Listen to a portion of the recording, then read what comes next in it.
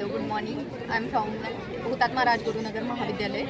So आम्ही जे antibacterial properties show करतात जसं की नीम यूज, निरगुडी यूज, हळद आणि आणखीन काही असे प्रोडक्ट्स आहेत जे अँटीबॅक्टेरियल प्रॉपर्टीज शो करतात ते जसे की कॅम्फर वगैरे.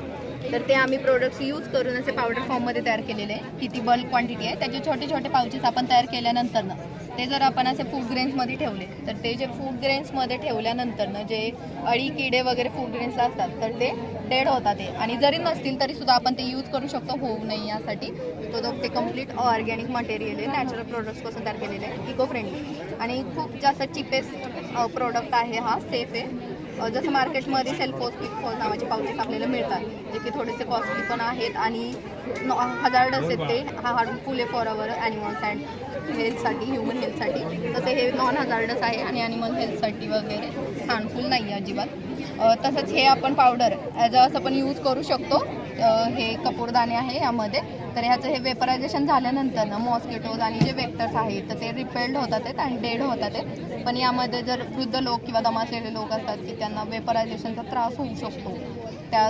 त्यामुळे आपण असं लिक्विड फॉर्ममध्ये त्याला तयार केलेलं आहे जे की आपण असं मॉर्टिनमध्ये ठेवून यूज करू शकतो प्लग केल्यानंतर. त्याने पण मॉस्किटोज आणि जे वेक्टर्स आहेत ते दूर पळतात, ते रेपेल्ड होतात, ते डेड होतात. तसंच हा आमचा ॲडिशनल प्रोडक्ट आहे.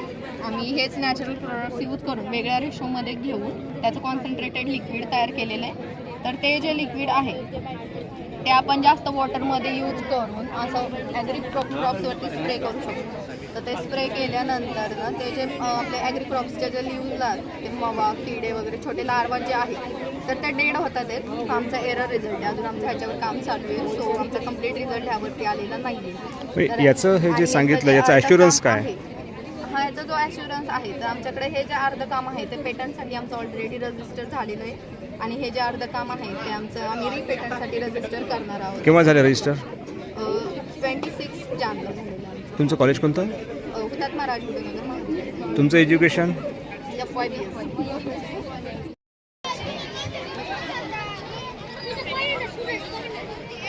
काय झालं बघा, नीट बघा. खाली पाणी दिसतंय का तुम्हाला की वाफ दिसते? ओलं पण नाही झालं. ओलं झालं का? कुठं झालं? निघालं ना ते लगेच. सर इकडे दाखवा.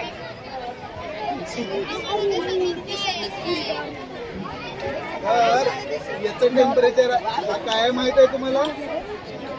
लिक्विड नायट्रोजन म्हणतात. याला लिक्विड नायट्रोजन म्हणतात. बरोबर. याचं टेम्परेचर असतं -195 डिग्री सेल्सिअस. बरोबर.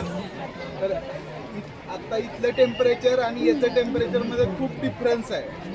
म्हणजे तुम्ही एक बर्फ बाहेर काढला फ्रीजमधून आणि ठेवला, तो तव्यावर ठेवला तर लगेच ठेवल. बरोबर. तो असा ठेवला तर तो हळूहळू डिझॉल्व्ह होऊन त्याचं परत पाणी होतं. तसंच याचं पण होत आहे.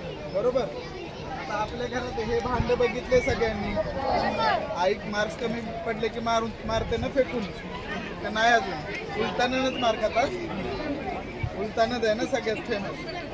तर आता आपण हा कुकर घरी आपण याच्यामध्ये राईस बनवतो, डाळ बनवतो, भाजी बनवतो. तर मुली आता कधीतरी शिट्टी व्हायला या कुकरला एकतर गरम करावं लागतं. बरोबर. आणि किती पहिली शिट्टी व्हायला साधारण किती वेळ लागतो? 5 मिनिटं.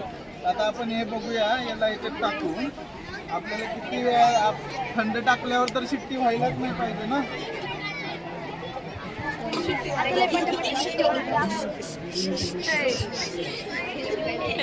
अरे 1 मिनिटाच्या आत शिट्टी झाली. तू बघ बरं थंड आहे का गरम आहे? थंड आहे ना, तुम्ही शिट्ट्या निघतायत.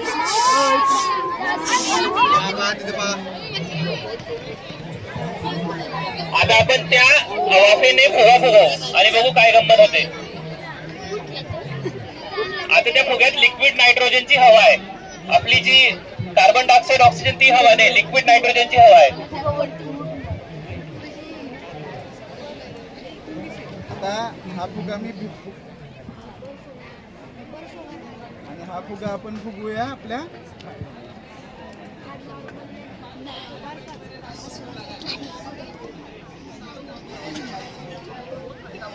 आता यात लिक्विड नायट्रोजन आहे का? यात काय आहे मग? आपण काय हे काका आणि मी आम्ही दोघं दोन्ही फुगे लिक्विड नायट्रोजन मध्ये टाकले. नायट्रोजन मध्ये टाकतो.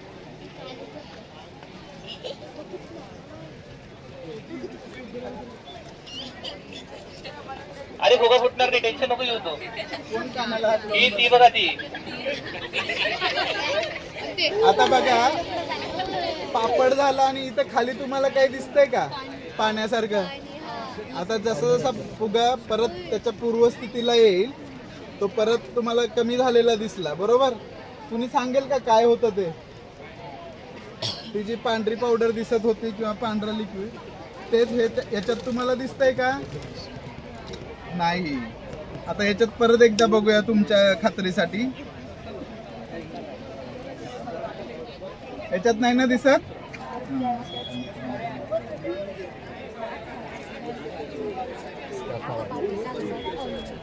याच्यात दिसतंय ना.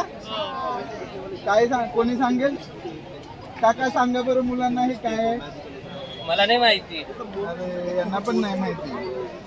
तर जेव्हा आपण आपल्या तोंडाच्या हवेनं त्याला आपण जेव्हा श्वास घेतो आणि श्वास बाहेर सोडतो तसं आपल्या शरीरातनं कार्बन डायऑक्साईड जो बाहेर पडतो तो त्यानं आपण हा फुगा भरलेला, बरोबर. पण ज्यावेळेला त्याला थंड केला तर त्या कार्बन डायऑक्साईडचं लिक्विड किंवा पावडरमध्ये रूपांतर झालं आणि ते आपल्याला येतं. आता दिसतंय का तुम्हाला.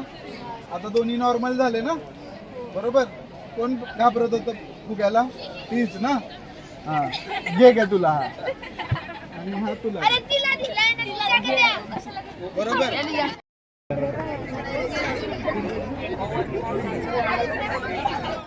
हेही फिरत असतात, त्यामुळे याला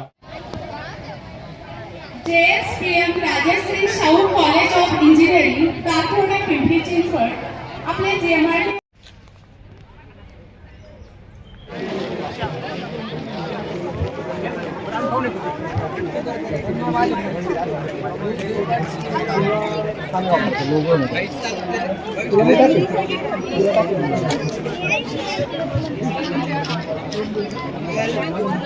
हेही फिरत असतात, त्यामुळे याला